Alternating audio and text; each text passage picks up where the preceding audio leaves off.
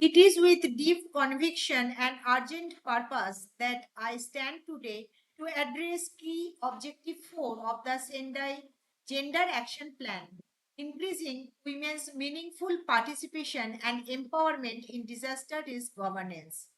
This objective speaks to the heart of what makes disaster risk reduction effective, equitable, and sustainable. The Sendai Framework for Disaster Risk Reduction 2015 to 2030 explicitly recognizes that disaster risk reduction requires inclusive, accessible, and non discriminatory participation with special attention to people disappropriately and disproportionately affected by disasters. Key Objective 4 of the Sendai GAP aims to support the meaningful participation, empowerment, and leadership of women, women's organization, and other gender equality and inclusion stakeholders in disaster risk reduction. Women bring unique knowledge, perspectives, and capacities to disaster risk governance that are often overlooked. Women's experiences of disaster risk differ from men's due to gender roles, responsibilities, and inequalities. Women manage households, care for children and elderly family members, and often possess intimate knowledge of community vulnerabilities and resources. Yet, decision making bodies frequently exclude women, resulting in policies and programs that fail to address actual needs. Meaningful participation goes beyond mere presence. It requires that women have genuine influence in decision making processes, access leadership positions, and the technical capacity to contribute effectively.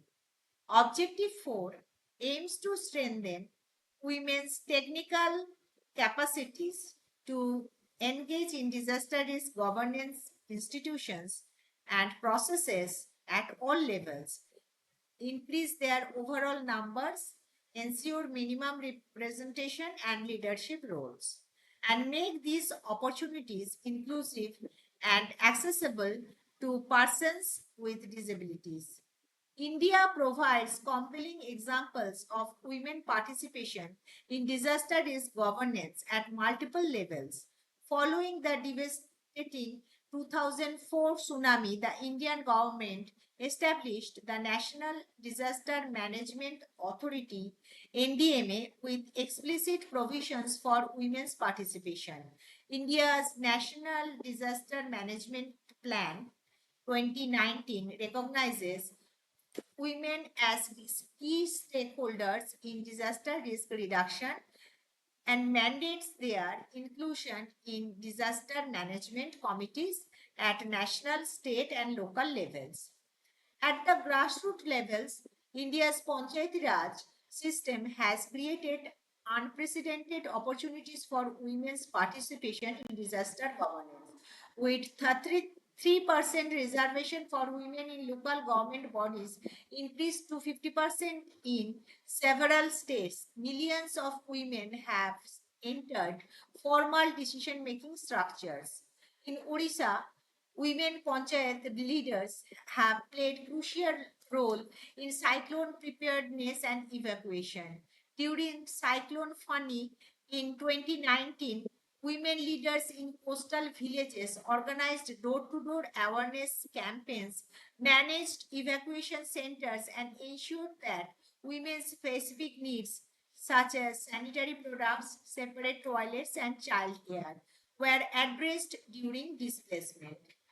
The Self Employed Women's Association, or SEWA, in Gujarat has demonstrated how women's organizations can contribute to disaster risk governance. SEWA's women members have been trained as disaster responders, conducting risk assessments, organizing community preparedness drills, and managing post disaster relief distribution.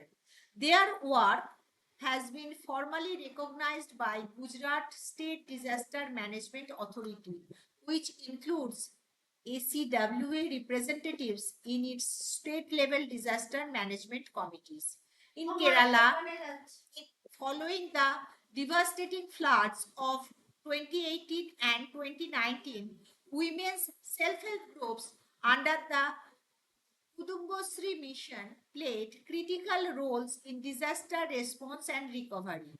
Over 40,000 Kudumbashree units were mobilized to manage relief camps, distribute food and essential supplies, and support psycho-social recovery.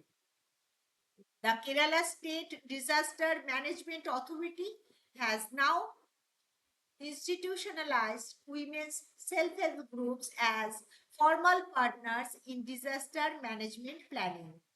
In Nepal, following the 2015 earthquakes, women's organizations played pivotal roles in reconstruction and disaster risk reduction. The National Natural Resource and Geological Survey has mandated that 33% of members in all district level disaster management committees must be women. Women's groups have been instrumental in conducting community based disaster risk assessments, promoting earthquake resistant construction techniques, and advocating for women's safety in reconstruction housing design. The Philippines has institutionalized women's participation through the National Disaster Risk Reduction and Management Council, which includes representatives from women's organizations as formal members. Local government units are required to have women's representation in their disaster risk reduction councils.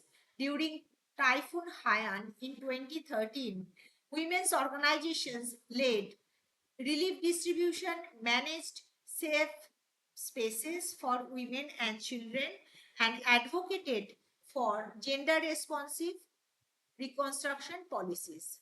In the Pacific Islands, traditional women's knowledge has been increasingly recognized in disaster governance.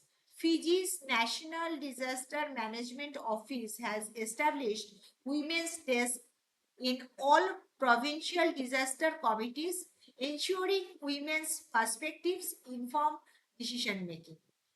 Women leaders have been instrumental in developing culturally appropriate evacuation protocols and designing cyclone shelters that protect women's dignity and safety.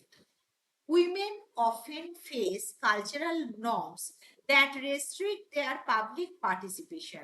Lack of technical training in disaster management, limited access to information, and inadequate support for balancing disaster governance responsibilities with care work. Women are present but lack influence remains a common problem. Women with disabilities, indigenous women, and women from marginalized communities face compounded barriers to participation. To achieve key objective 4, we must establish minimum representation quotas for women in all disaster risk governance bodies at national, state, and local levels, with specific provisions for women with disabilities and marginalized groups.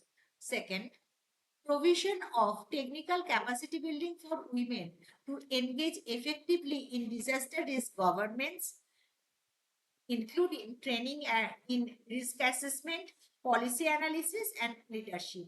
Third, creation of enabling environments through childcare supports, transportation, and compensation that enable women to participate meaningfully in governance processes. Fourth, strengthen women's organizations as formal partners in disaster risk governance, providing funding and institutional recognition. Fifth, establishment of accountability mechanisms to track women's participation rates, influence in decision making, and leadership representation. Key Objective 4 recognizes that empowering women in disaster risk governance is not just about gender equality, it is about building more effective, inclusive, and resilient disaster management systems. The Sendai GAP offers a blueprint for integrating gender equality into every stage of disaster risk management. When women participate meaningfully in disaster risk governance, communities become more resilient, responses become more effective, and recovery becomes more equitable. Thank you.